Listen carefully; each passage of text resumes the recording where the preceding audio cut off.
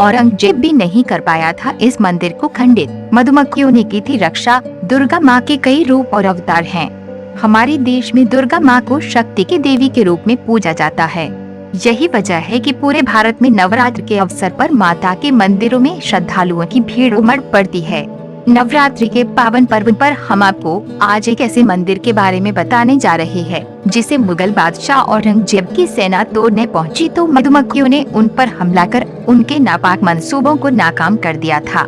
हर्षदेव मंदिर और जीण माता मंदिर औरंगजेब ने करी थी तोड़ने की कोशिश। लोक मान्यता के अनुसार एक बार मुगल बादशाह औरंगजेब ने राजस्थान के सीकर में स्थित जीण माता और भैरों के मंदिर को तोड़ने के लिए अपने सैनिकों को भेजा। जब ये बात स्थानीय लोगों को पता चली तो बहुत दुखी हुए। बादशाह के इस व्यवहार से दुखी होकर लोग जीण माता की प्रार्थना करने लगे। इसके बाद जीण माता ने अपना चमत्कार दिखाया और वहां पर मधुमक्खियों के एक झुंड ने मुगल सेना पर धावा बोल दिया। मधुमक्खियों के काटे जाने से बेहाल पूरी सेना घोड़े और मैदान छोड़कर भाग खड़ी हुई। कहते हैं कि स्वयं बादशाह की हालत बहुत गंभीर हो गई। तब बादशाह ने अपनी गलती मानकर माता को अखंड ज्योत जलाने का वचन दिया और कहा कि वे हर महीने 1.25 मन तेल इस ज्योत लिए भेंट करेगा। इसके बाद औरंगजेब की तबीयत में सुधार होने लगा। पहले दिल्ली से फिर जयपुर से बादशाह भिजवाता रहा तेल। कहते हैं कि बादशाह ने कई सालों तक तेल दिल्ली से भेजा, फिर जयपुर से भेजा जाने लगा। औरंगजेब के बाद भी ये परंपरा जारी रही और जयपुर के महाराजा ने इस तेल को मासिक के बजाय वर्ष में 2 बार नवरात्र के समय भिजवाना आरंभ कर दिया। महाराजा मानसिंह जी के समय उनके गृह मंत्री राजा हरि सिंह चरोल ने बाद में तेल के स्थान पर नकद 20 रुपए 3 आने प्रति माह कर दिए, जो निरंतर प्राप्त होते रहे।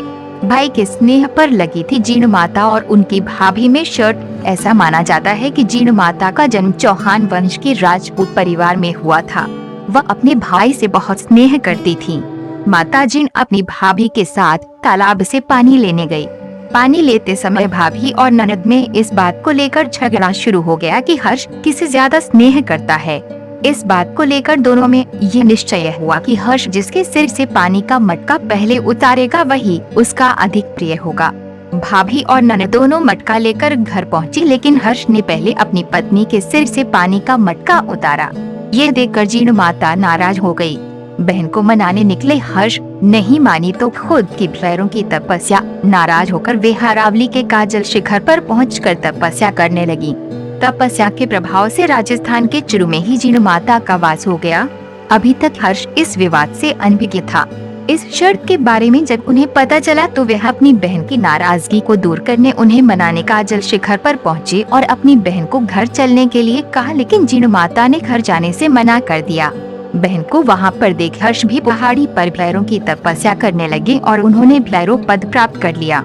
1000 वर्ष से भी अधिक पुराना है जीण माता का मंदिर। जीण माता का वास्तविक नाम जयंती माता है। माना जाता है कि माता दुर्गा की अवतार है। घने जंगल से घिरा हुआ है ये मंदिर 3 छोटी पहाड़ों के संगम पर स्थित है। इस मंदिर में संगमरमर का विशाल शिवलिंग और नंदी प्रतिमा आकर्षक है। इस मंदिर के बारे में कोई पुख्ता जानकारी उपलब्ध नहीं है।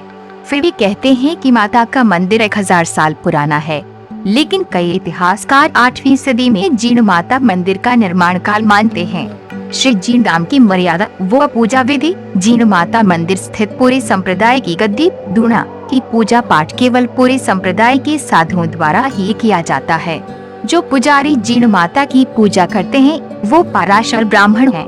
जीण माता मंदिर पुजारियों के लगभग 100 परिवार हैं जिनका बारी बारी से पूजा का नंबर आता है।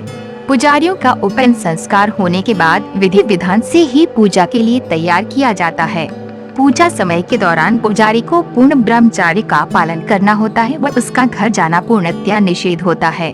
जीण माता मंदिर में चढ़ी हुई वस्तु, कपड़ों, जेवर का प्रयोग पुजारियों की बहन बेटियां ही कर सकती हैं।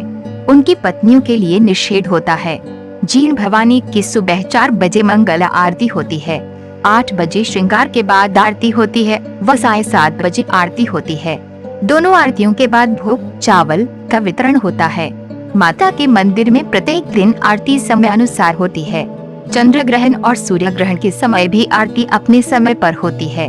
हर महीने शुक्ल पक्ष की अष्टमी को विशेष आरती व प्रसाद का वितरण होता है। माता के मंदिर के गर्भगृह के द्वार दरवाजे 24 घंटे खुले रहते हैं। केवल श्रृंगार के समय पर्दा लगाया जाता है। हर वर्ष शरद पूर्णिमा को मंदिर में विशेष उत्सव मनाया जाता है, जिसमें पुजारियों की बारी बदल जाती है। हर वर्ष भाद्र पक्ष महीने में शुक्ल पक्ष में श्रीमद् देवी भागवत का पाठ व महायज्ञ होता है।